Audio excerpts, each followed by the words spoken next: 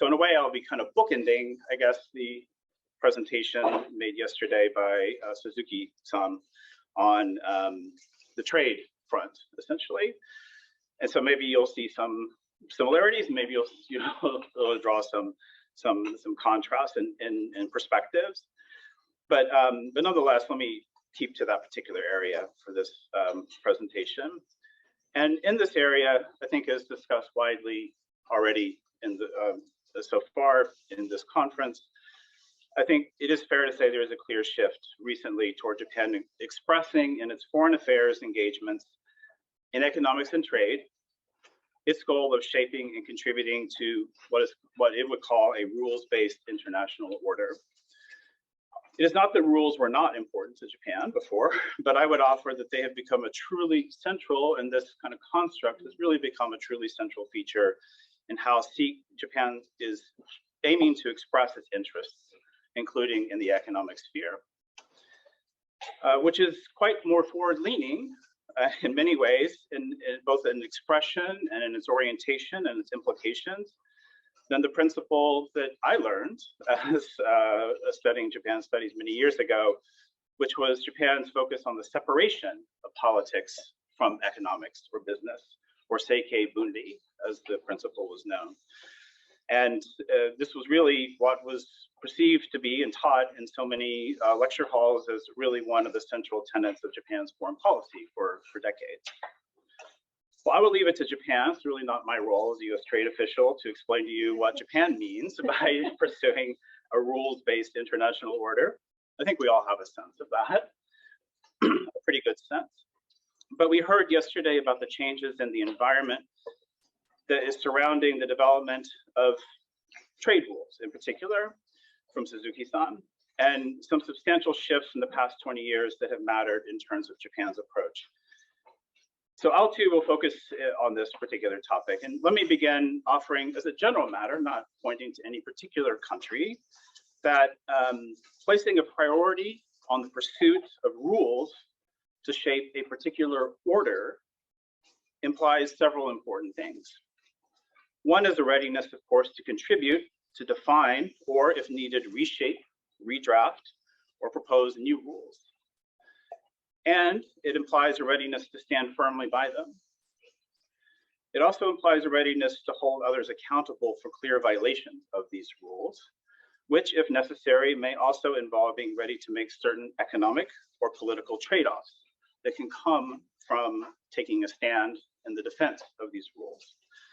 Finally, I would argue that pursuing or embracing rules for the sake of a particular order implies and actually essentially requires a readiness to mix politics and economics. This is because many of these rules, including in the area of trade and economics, are essentially legal expressions of the specific underlying norms and values that are core to a nation's body politic. And in my experience, Japan's emphasis on rules, again, while not new, has shifted quite a bit in the past few years to occupy this more central kind of pillar in how Japan is engaging in the globe. And so I've enjoyed, in many ways, hearing the various perspectives from really many different views, and just some fantastic presentations earlier and yesterday. So thank you for that. And into how this has manifested itself. So let me kind of look backward on my own experience, I think, and just point to a few, maybe catalysts is the right word, that I believe have proven to be defining moments in this shift.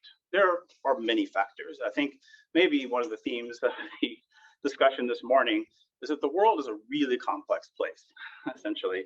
And there are a lot of different considerations that go into the construct of economic policy and trade policy. But let me focus on a few, because what I'd also like to do, which I think really stood out to me in preparing this presentation, and then it very quickly became clear to me that with each evolution of this shift, the United States and Japan have become closer. And let me explain.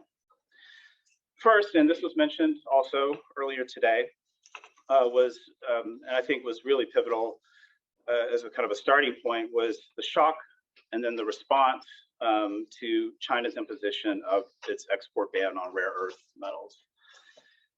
That was back in 2010, and the ban, of course, threatened and created supply shortages for inputs necessary to make key Japanese goods and exports. It appeared to Japan and the world as essentially China exercising a blunt economic response to the growing dispute with Japan over islands and boundaries. The message seemed to be, I think, to many, that while Japan may have been ready to continue separating economics from politics, there were others that were ready to upset that implicit understanding and to use economic retaliation to advance some of these goals.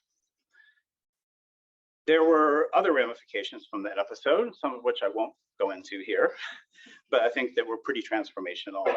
But it was an important moment, and it really, I think, began to change and shift Tokyo's outlook and priorities in this general area. I also highlight this because in terms of US-Japan relations, this also, to my point earlier, became a significant moment. It helped lead really to our closer collaboration. In many ways, I think, in the trade space in particular, it was kind of a defining moment in moving out of the prior era and into this current era in many respects. And working not only with Japan, but other like-minded countries on these kinds of third country concerns. And in that particular case, we, through the WTO, did work successfully to overturn that particular measure. And I think that successful effort really did help set the stage for a new, more collaborative trade relationship between us, at which I think the line starts there and continues. A second catalyst toward Japan's more, I would argue, central embrace of rulemaking came at first, in my view, rather, in a sense, slowly, but then all of a sudden very quickly. And this was Japan's pursuit of and involvement in bilateral and plurilateral trade agreements. In addition to the declining prospects of completing a new WTO round, which Suzuki-san mentioned yesterday, the reality also was that Japan was quickly being left behind as other countries were striking these agreements with quite vigorous, both in number and in speed. So Japan aimed to catch up quick and in many ways began to do that, but it also began doing this in a way which were to pursue these agreements that generally did not include complicated or complex trade rules. They were much more simple agreements that reflected many of the same principles of the GATT and the WTO, with some additions added to it, but they weren't particularly detailed or complex agreements and didn't have so many chapters, generally in thematic areas attached to them. And actually, these agreements were actually less ambitious in terms of liberalization than many of the other agreements that were being struck around the world. It was actually a fact that I think at least until a handful of years ago, that Japan, through these agreements, was always liberalizing less than its trading partner that it struck these agreements with. And Japan came up with its own name for this, which were economic partnership agreements, which intentionally, I think it's fair to say, conveyed a sort of a different emphasis for what these agreements aim to achieve. Importantly, this particular set of agreements, which did gradually come to include some new chapters, maybe with this agreement, there's a new topic or a new provision or that kind of thing, but they still were not particularly detailed. But it also really set the stage for, I think, a transformational leap that was Japan's decision mid-negotiations, actually kind of late negotiations, to join the TPP. So that was a rather different, quite a different agreement from those that Japan had participated in the past, with a focus on much higher levels of both trade rules and issues and provisions and binding commitments, many of which were very detailed, and also higher levels of liberalization. So I would suggest and offer here that the TPP negotiations for Japan and the agreement really ended up putting Japan in a very challenging role because it hadn't taken on a lot of these issues in the past, but also it emerged with a kind of a confidence or experience and fortitude, in a sense, to move forward and pursue similar agreements with others, basically. And in this way, more able to shape these rules.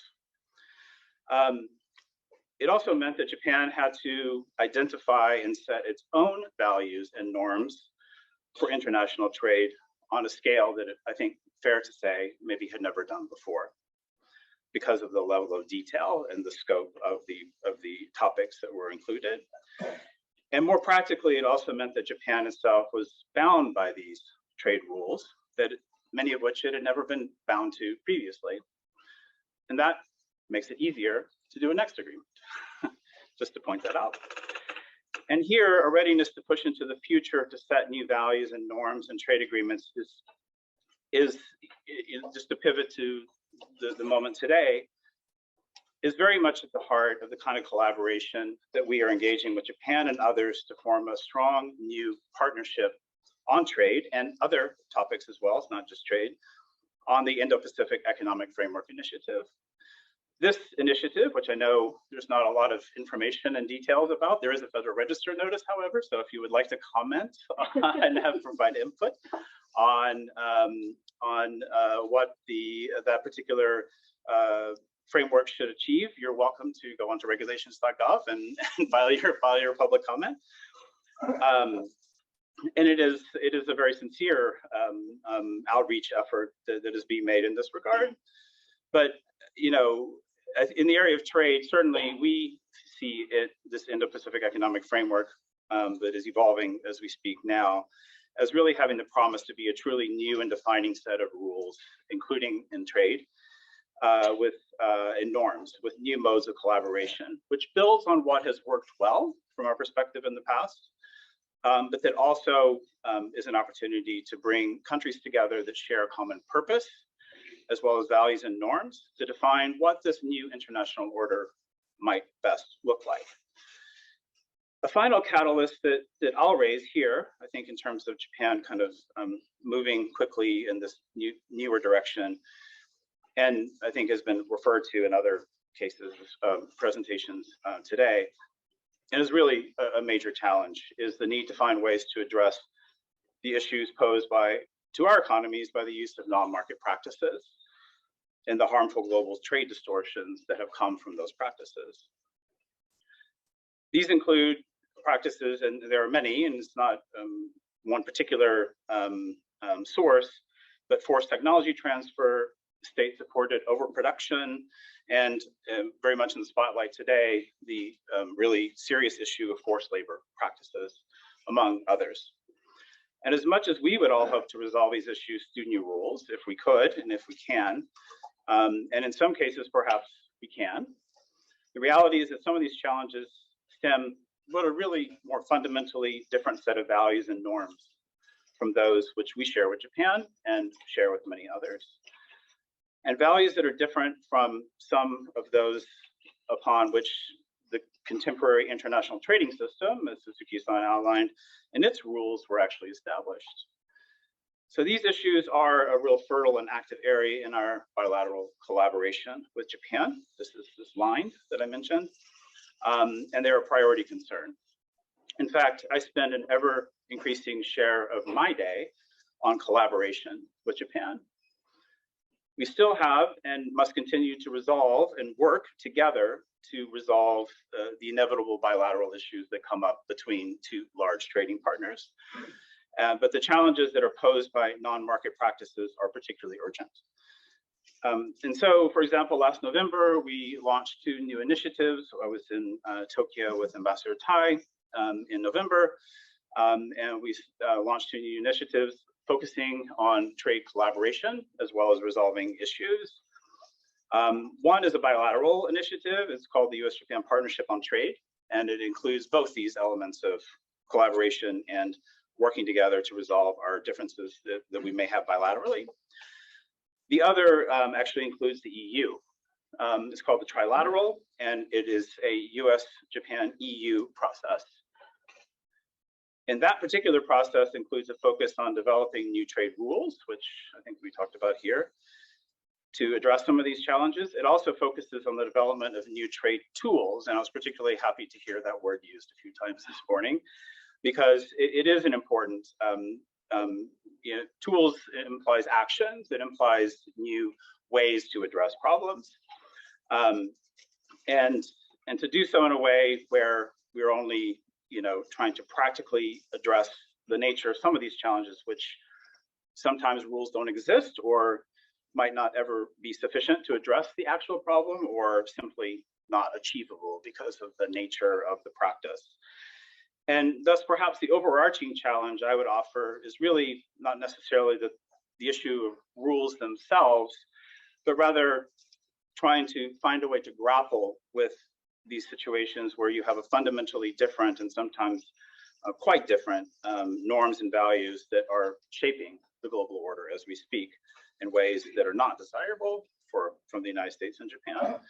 So I can't actually, in many ways, and maybe this is kind of music to the ears of a political science professor, you can tell me, which is I can't recall a period in my lifetime, at least, and I think maybe you could argue not long before that, but certainly in my lifetime, when these fundamental differences in norms and values have become so pivotal or so plainly apparent. I think these are the things which political science professors try and convey and teach, and they become very vague concepts. But it really, I think maybe I would just best describe it as if you're sitting at a table to negotiate an agreement to solve a problem, can you even start a discussion? And that is the issue of what the importance of these norms and values really is. And that's kind of the starting point. And even identifying the problem, of course, is really actually the starting point. So, we see this kind of fundamental, kind of contrast in the case of what's going on in Ukraine at the moment, and also in with some of the biggest challenges we face in the global trading system. And so this is where I believe some of the, prognostications, I will call them, from my own university days about the future course of our bilateral relationship with Japan, which some thought would be terribly, would go off course, where those were really so wrong. Because I think as time has shown over a long period of time, as much as we may have had issues between the United States and Japan, that kind of thinking really failed to recognize or appreciate the endurance and the alignment of the values and norms that we share with Japan. And so even during our most challenging trade disputes, we see this collaboration continuing. And so I hope, as I say, that as I tried to make it very apparent from my presentation, that at each and every turn, as Japan has made this important and I think significant and consequential shift in its thinking and approach in these matters, we are able to actually work more closely with Japan. And so that's where I would like to end it. Thank you.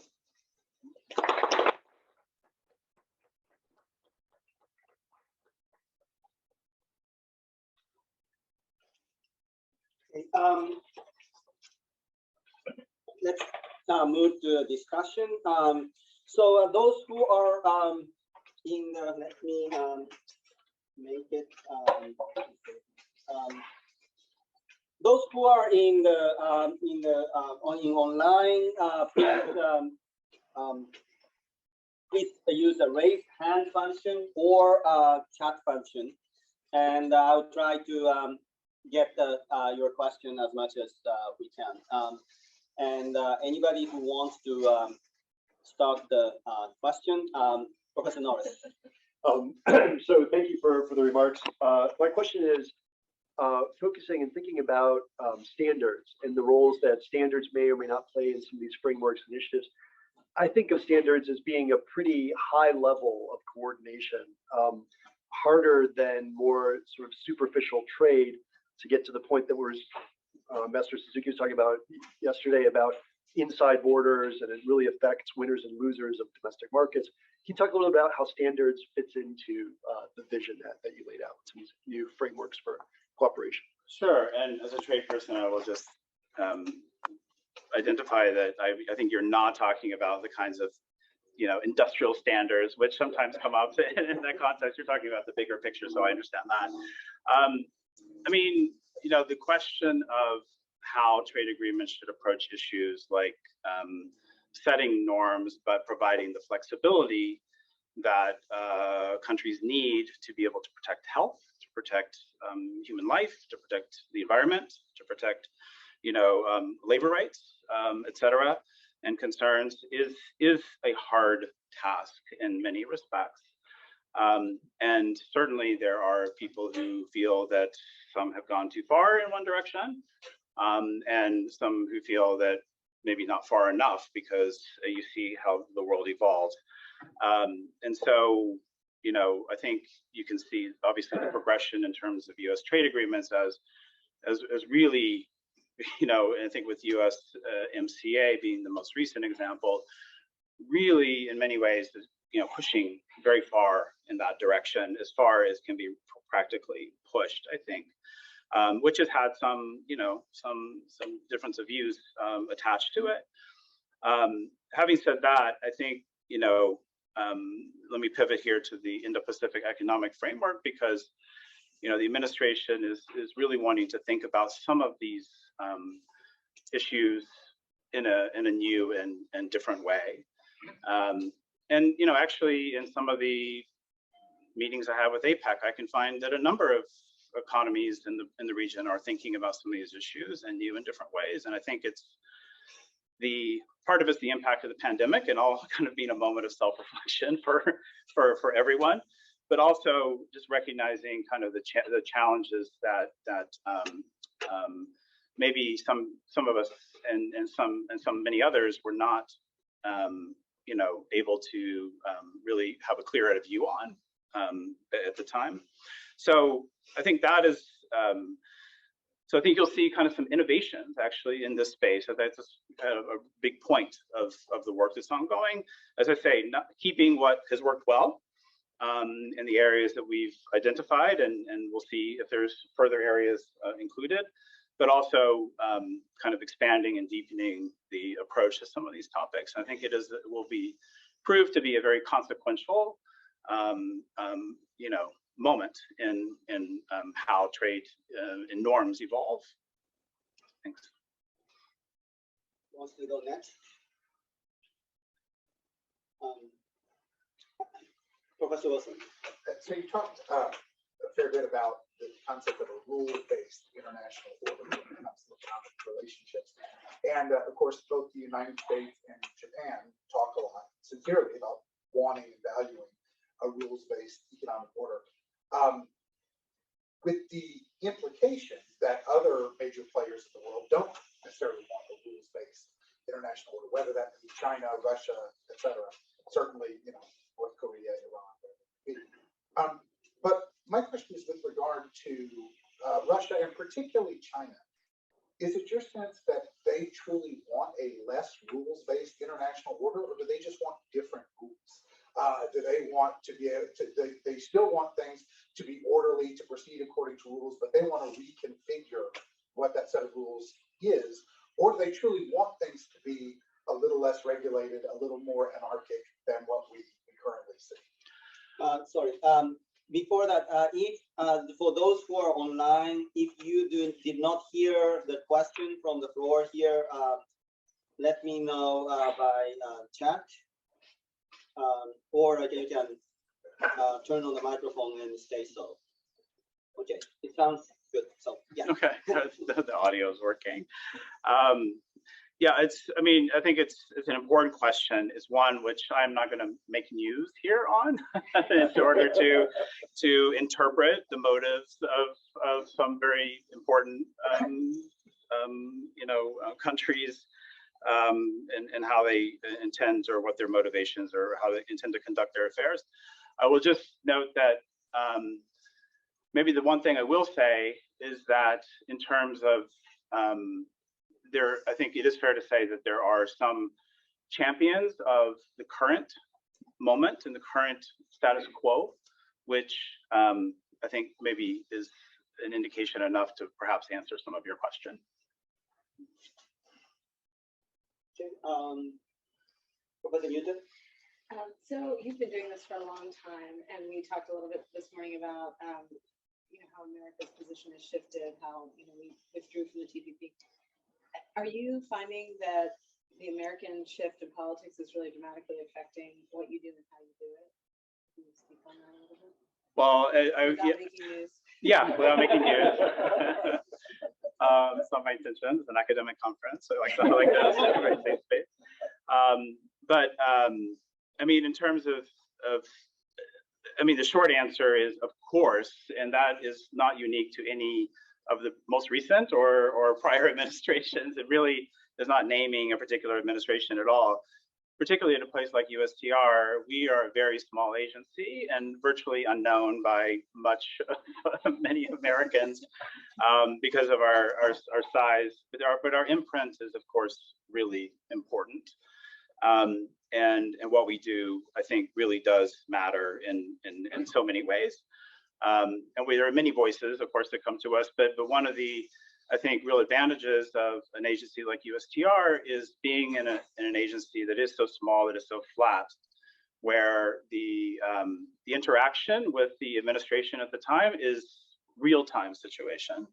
So it really makes us, I think, in many ways more lean and more effective because we are, very much in sync with what is going on that day, that hour, or in terms of that strategy, which we're helping to contribute to and develop. So it is a real privilege, actually, to be in that kind of position. And yes, of course, things do change. It's fixed in some ways, but there's a lot of variation that's possible in other ways in terms of what we do. And so, yes, we do see that. So, okay. Thank you. Yeah, Professor Again, let's not make news, but or has USTR been doing some background research in response to the recent leak of the bilateral security arrangement between China and Solomon Islands, as it would affect maritime trade? Oh, I see.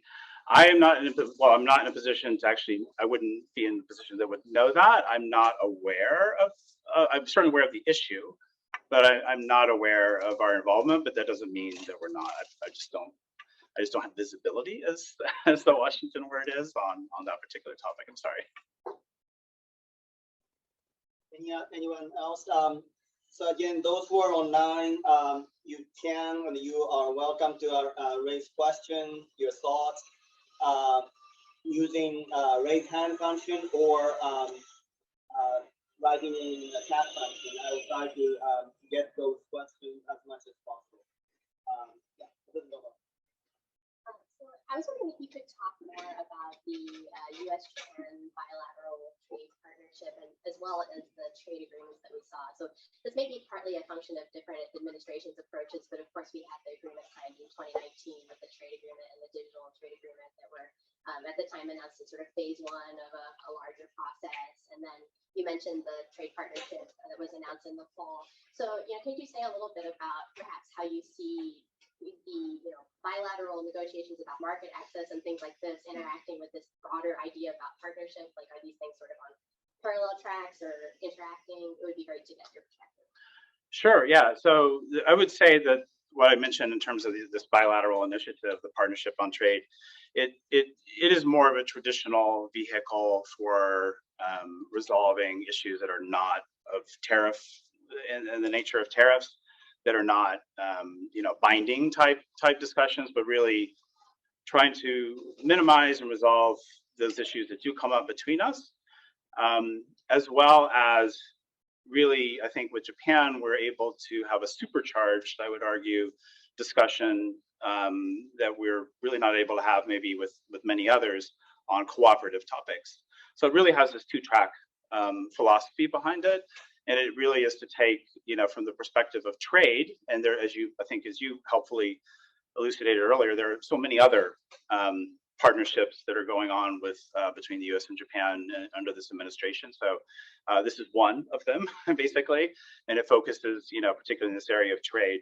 And so, yeah, we just had our first round of meetings and official meetings in late February. We hope to meet in person, but we all know what's going on there. I think we're really set up well to be able to show progress and demonstrate progress from that kind of work. One of the, I would say, kind of the prize of working at USTR is that we focus on the concrete, and we know what we're doing. I'm very proud of it. So, and Japan is just a superb partner in that regard. So I think you'll see and hear a lot more from that work coming. Who wants to raise the next question? Yeah. The question about this, there's a lot. I think Michael in his Q&A was asking about, well, what if Trump happens to be reelected? And so it really kind of gets to this question of partisan polarization in the U.S. and different administrations coming in and going different directions. And it seemed extreme with President Trump. But to what extent does that, as a trade negotiator, does this actually kind of come up, or can you sense from your partners, is it affecting the ability of the U.S. to have longer-term working conversations? Is there any way in which our politics is kind of affecting what goes on in the room? So well, that's a question that I'm not going to get into, but I will. but there's just no risk reward upside to that one. But yeah, I mean, the politics matter in all of the trading partners, and what's next on the horizon matters.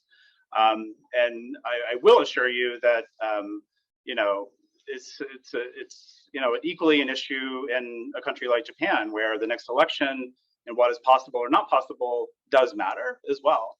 So I think we all look into the future and think about what is possible and not possible, and where there are moments of opportunity. But as to what it means to have particular individuals come back, I wouldn't hazard to get into that. Next question. I have a follow-up question actually. Sure. So a little bit more pushing to social sciences. That is, so as we discussed in this symposium, now many of the trade that US is involved is global value chains based. So so it's a lot of the American producers are importing parts to produce. So if US government takes protectionist policy and then imposing tariffs, then that will actually harm, not protect, harm domestic producers, because it will raise the cost of production. Why doesn't politics follow this new economic reality? Is it just a time lag, or is there any particular reason that trade politics in the United States and somehow in other nations, but why the politics doesn't follow the new economic reality? Well, I think maybe a little bit what I'm arguing is that the economic reality is changing as we speak. And it's not an accident that in APEC, which I also work on, but in many other ways, the issue of resilience has become such a kind of new a buzzword. Doesn't give it the due credit. It's really kind of a new way of thinking about how countries can preserve their economic interests and do so in an environment that is much more unpredictable, I think. Obviously, private companies are making these calculations all the time. And so how that problem is addressed isn't going to be a simple or easy answer, and it's probably going to depend sector to sector for many reasons that I think everyone in this room can easily guess. But I'm not the person who's going to say this, but there are certainly influential business leaders and others who are saying that that what's going on in Ukraine right now is really kind of sending a message of how the past way of thinking, as you kind of suggest or approaches, is really needs a fundamental rethink. And so, you know, through initiatives like the Indo-Pacific Economic Partnership, I would argue there's an opportunity to help kind of define some of these ways of approaching resilience between like-minded partners. Who wants to- Oh, yes, yes. How do you foresee the impact of, obviously, with these rules-based negotiations and trades? Cryptocurrency is becoming a very prominent player. What are the implications when it comes to trade, especially because it then potentially could deviate from established partnerships more effectively and easily because it is cryptocurrency? What are the implications that we're seeing potentially? So your question is one that, again, just to show the limits of my presentation, that the Treasury Department will be very interested in probably how I were to answer that question. So it's one in which I won't also hazard a guess, but I mean, I think it is fair to say that there are other of these external fundamental shifts, some of which really weren't imagined some time ago. Technological innovation is another, regardless if it's cryptocurrency or whatever else it may be. You know, you know, there's just countless examples in that space. So, so this is part of the messy, complex world that these decisions are being made in. And sometimes it's very hard to predict exactly, you know, where this will go and what the impact will be. You know, something like that would, you know, issue of, you know, well, you know, it's almost like elections, right? Like, well, what will be like next year? You're kind of making some guesses. So, a fascinating question. I'm just not the one who's going to be able to answer that, but I do acknowledge the impact that these kind of technological innovations do have in making these kinds of decisions. Yeah. You know, I have a curiosity question, just how you're organized. You said the agency is very small. Maybe you could give us the number. And typically, when you organize a trade mission, how do you do that? Do you sit down and say, okay, we're trying to accomplish this. We're going to need a lawyer here, this type of lawyer here. We're going to need this and that. How do you put a delegation together? I'm curious as to the logistics of that. Right. Okay. That's a good question. So USTR was actually founded by Congress and signed off on by President Kennedy to create a focused voice and lead coordinator on U.S. trade policy across the U.S. federal government. And so actually the trade function previously had been at the State Department, the lead trade function, and it was pulled out, and actually we're actually part of the Executive Office of the President. So we actually sit just across the street from the White House complex. And it's a very special role, and it's also a role that has a number of legal parameters that you know, of course, Congress has the constitutional authority over you know, tariffs and commerce, et cetera. So from that perspective, we do have to work very closely with the Congress as well as within the administration to kind of be the lead in developing trade policy, in countering unfair trade practices, in negotiating trade agreements, in solving problems. And really a lot of the time that we spend is solving problems that don't get press releases or whatever, or collaborating, as I mentioned, with countries like Japan on solving bigger picture problems. So yeah, we're organized with a range of parameters, but a certain degree of freedom to conduct these affairs. And it's about 200 and I forgot the latest number, 260 staff. That's the total, all staff.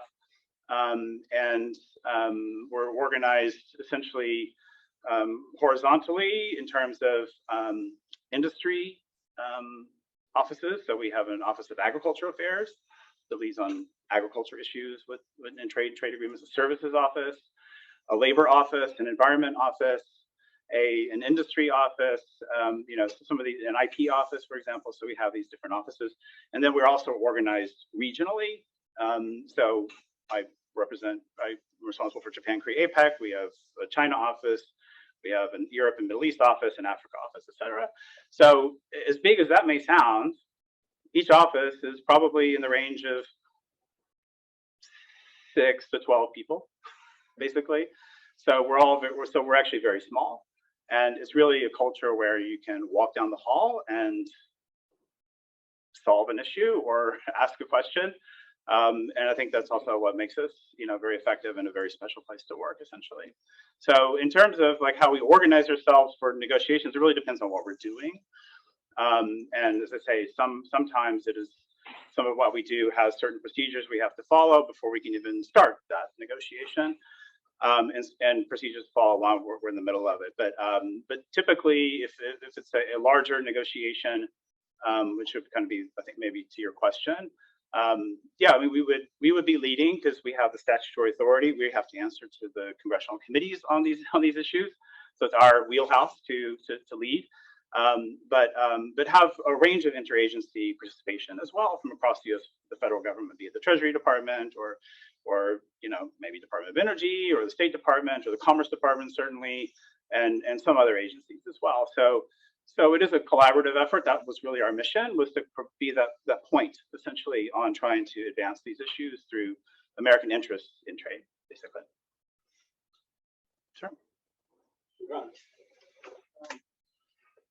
Section 301, Trump administration implemented a 25% additional tariff on a variety of products, no doubt causing some of the inflations.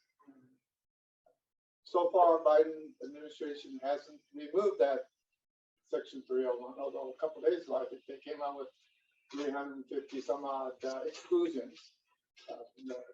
How are those categories selected, and how are these exclusions? So is your department responsible for selecting, or? Yeah, I mean, those are decisions that are made in my building. They're not decisions made in my office. So I really don't know the mechanics that have gone into all of that. But countries do, and Japan included, they either through the WTO or whatever also have means to use tariff retaliation in certain cases. And so countries do have to make these choices about what and how to do these kinds of things. So it is a challenge. Yep.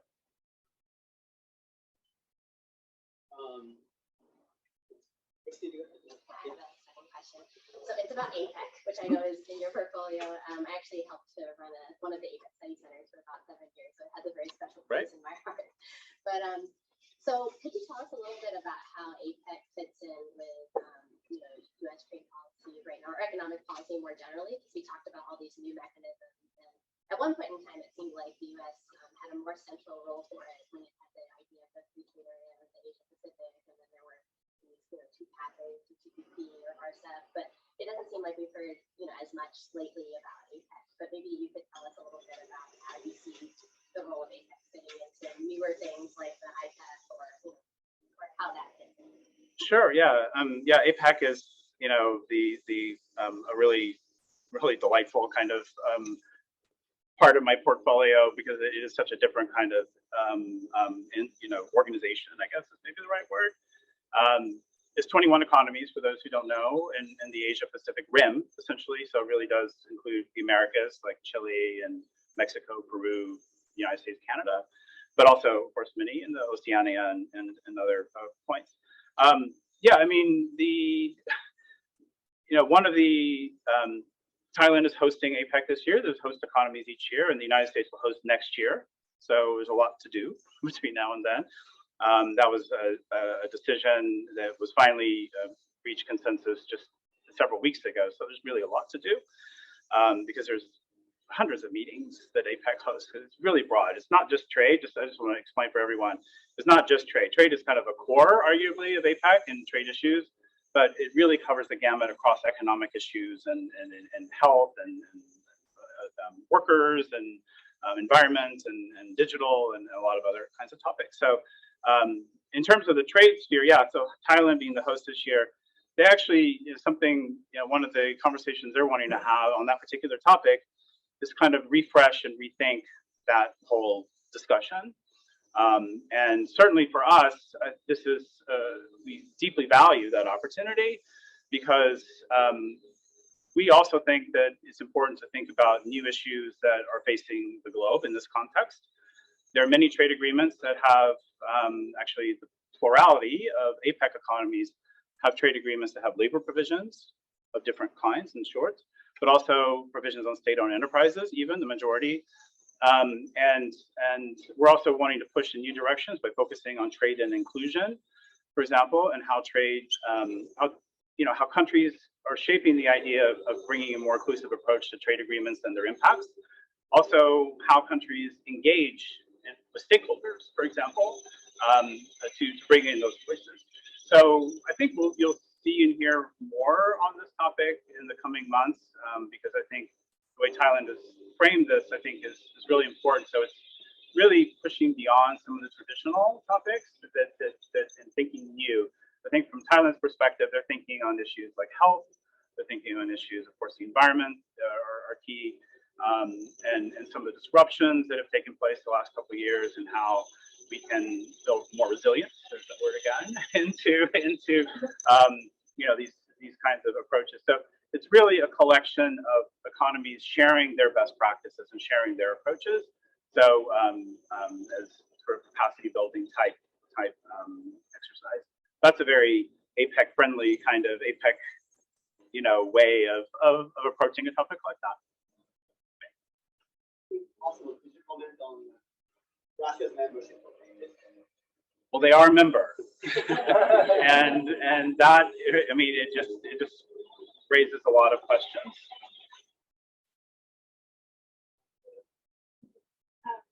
This may be a couple of times, but we talked a lot today about Japan. You mentioned your portfolio is Korea. They just elected a new president. Right. Are you anticipating a lot of changes to trade relationship there, or? I think it's unfortunately, a little early to say, of course, because they are still literally in a transition, and I'm not going to get in front of them or predicting what they will do.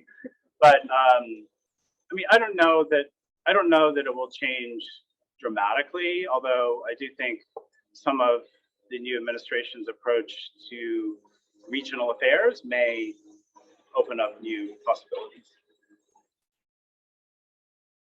There was a discussion with our students in DC, and then I brought Professor Newton and I brought students to the office of Nikkei, and one of the questions that was what is covered very extensively in Japanese newspaper, Japanese media, but not in the U.S. media. Right. And one was actually Korean presidential election. So I found it interesting that it seems that Americans do not care much about the implications of South Korean presidential election, and that's actually a very big thing, actually. So that's actually Diana's question that reminded me of change of the government of South Korea. Yeah, I see. I mean, I would just offer that I think it is. I take your point. Certainly in the circles I work in, it's a big topic. So that is a fact. But I think it's also maybe in reverse the case that issues like an election in Mexico or an election in Canada might not really get the same level of attention in Asia that it would here, for example. So it is sort of a local neighborhood maybe issue as much or more than anything else. I don't know. Yes. What about extension? I mean, do have an influence or decision-making process? APEC does not, because it was set up as a cooperative form.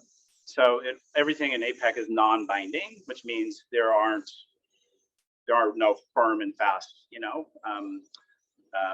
so where issues like that or any signed agreements or that kind of thing, it is all meant to try and sort of,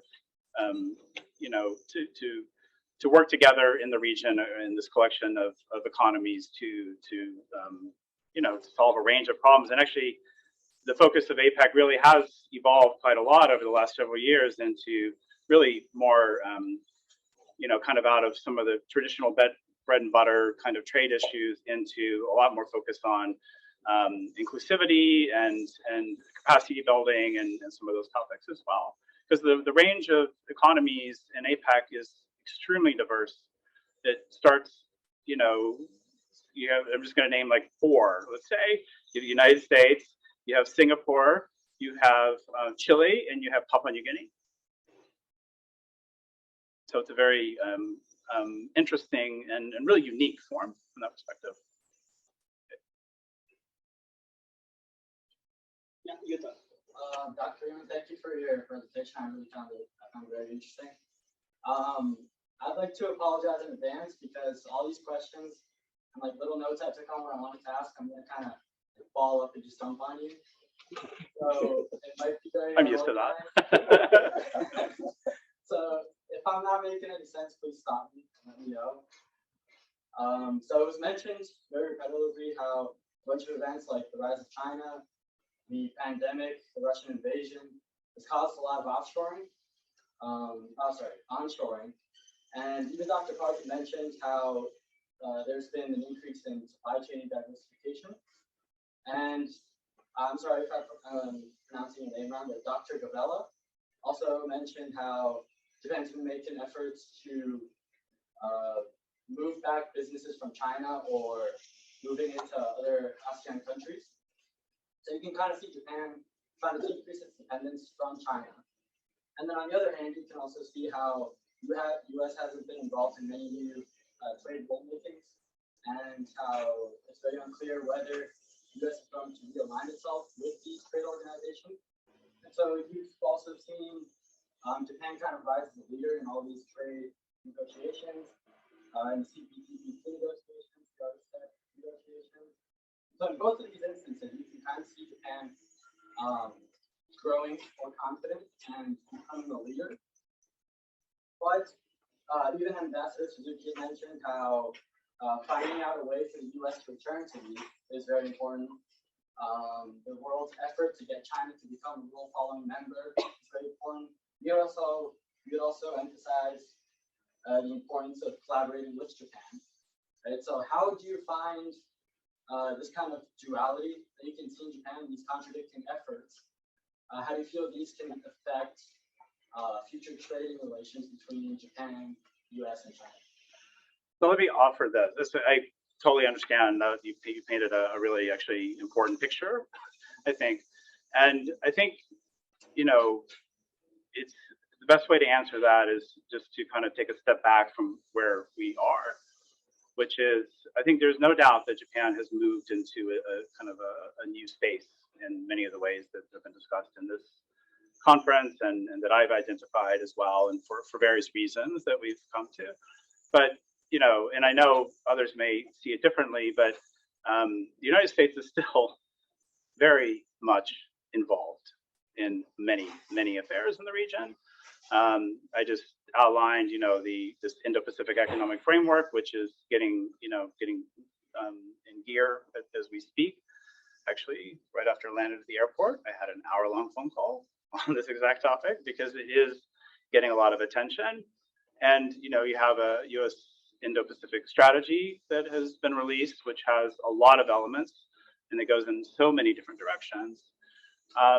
So it really is kind of identifying, I think, maybe kind of starting back and identifying what the United States is for, which I think maybe is an important point, and reminding the world of our engagement, and that it hasn't, you know, we're still, I'm as busy as I've ever been, I can say, and I work certainly on this region. And I know for a fact that there are others at the State Department, at the NSC, and other places that are very much in the same position. So a lot of what we do isn't, I can assure you, isn't necessarily visible, because it is a lot of great work with colleagues, and some of it's difficult work to try and really make this kind of difference. But it's ongoing. So I think maybe the answer to your question, I would argue, is that you know, while there have been certain policy decisions taken in recent years in the United States, there are, you know, we're very, very engaged. And to the extent that, you know, maybe some might argue that we were less engaged, I'm not sure it's quite as dramatic as presented. Sure. Who wants to get the last question? I give probably the most uncomfortable question. Okay, which is what. That is, what is the likelihood of the United States coming back to Trans-Pacific Partnership, and what is the major obstacle? I think you should have a 2-day conference on this particular topic and invite a lot of people with a lot of different perspectives, probably best former government officials and others. I will say that I think, you know, the administration's view on that has been made clear, and so I really don't need to repeat it here.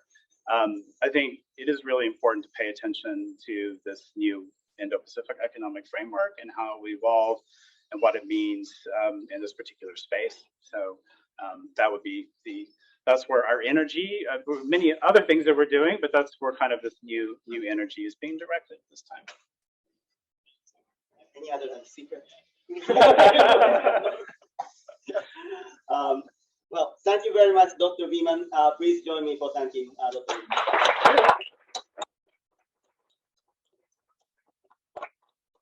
Thank you for coming, and we will adjourn. Thank you very much. Yeah.